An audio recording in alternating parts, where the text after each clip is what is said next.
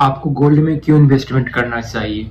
क्योंकि गोल्ड आपके लिए हेज का काम करता है। अगर मार्केट में कोई जो पॉलिटिकल न्यूज आती है, जो बैड न्यूज है, इसमें वार का सिचुएशन हो या कोई मार्केट की अपोजिट न्यूज हो, तो गोल्ड का प्राइस बढ़ता है और आपका पोर्टफोलियो बैलेंस में बना रहता है। इसलिए आप गोल्ड में इन्वेस्टमेंट करते हैं। अब बात करें कि मोड ऑफ इन्वेस्टमेंट क्या है। एक तो है कि आप फिजिकल गोल्ड में इन्वेस्टमेंट कर सकते हैं, दूसरा है आपको डिजिटल गोल्ड में इन्वेस्टमेंट कर सकते हैं, जिसको ETF कह रहे हैं।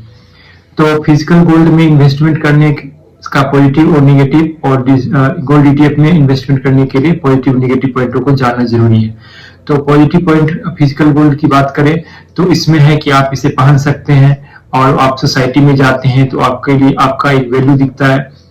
लेकिन अगर निगेटिव बात की जाए तो निगेटिव पॉइंट इसका ये है कि इससे लेने में आपको GST देना पड़ता है, वेस्टेज का चार्जेस देना पड़ता है, उसके अलावा मेकिंग चार्ज देना पड़ता है, और जब आपको सेल करने जाते हैं तो इसमें आपको उस सब को डिडक्शन होता है, जिससे कि रिटर्न आपको कम मिलता है। और इसमें एक प्योरिटी का भी इश्यू रहता है कि ये मेटल प्योर है या ऑथराइज से लिए तो कम रिस्क रहता है, लेकिन अगर आपने लोकल लोगों से लिया है तो रिस्क ज्यादा रहता है।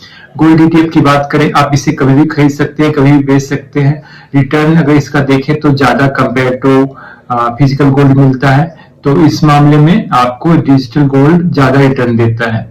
लेकिन इसका एक पॉजिटिव और नेगेटिव दोनों कह सकते हैं। एक पॉइंट ये है कि जब आप इससे कभी भी बेच सकते हैं तो कभी भी कोई पैनिक सिचुएशन होगा तो आप तुरंत इसे सेल कर देंगे। लेकिन फिजिकल गोल्ड में आपको है कि उसके साथ आपको एक इमोशनल अटैचमेंट रहता है, जिससे कि आप जल्दी उसे सेल नहीं करते हैं।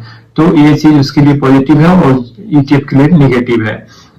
अब लास्ट बात जो मैंने आपको बोला था कि बेस्ट एडवाइस क्या रहेगा इसके लिए, तो अगर आप फिजिकल गोल्ड में इन्वेस्टमेंट करते हैं तो आपको मंथली प्लान के हिसाब से इन्वेस्टमेंट करना होगा, जिससे कि आप किसी भी तनिष्क का हो या किसी भी ज्वेलरी का जो मंथली प्लान रहता है उसे ले, जिससे कि आपको मेकिंग चार्ज नहीं देना पड़ेगा, और प्राइस जो साल भर का 11 मंथ का रहता है, जिससे कि आपको कभी ऐसा नहीं लगेगा कि मैंने कॉस्टली खरीद लिया या ज्यादा महंगा हो गया, जिससे कि आपको इसमें हेल्प मिलेगी। आप फिजिकल गोल्ड में इन्वेस्टमेंट करें तो आप मंथली प्लान लेके करें, और डिजिटल गोल्ड में इन्वेस्टमेंट या ETF में इन्वेस्टमेंट करें तो आप देखें कि किसका एक्सपेंस रेशियो कम है, और 0.01 ग्राम गोल्ड का जो आज प्राइस चल रहा है उसके हिसाब से किसी ETF का प्राइस उसके नियर बाय है, तो उस ETF में इन्वेस्टमेंट करें, और इसका एक्सपेंस रेशियो कम है उसमें इन्वेस्टमेंट करें, जिससे कि आपको ज्यादा रिटर्न मिले। आप इन्वेस्टमेंट करें और ग्रो करें। Thank you. अगर आपको ये वीडियो पसंद आई है तो आप इसे लाइक करें, शेयर करें, सब्सक्राइब करें और कमेंट करें। Thank you.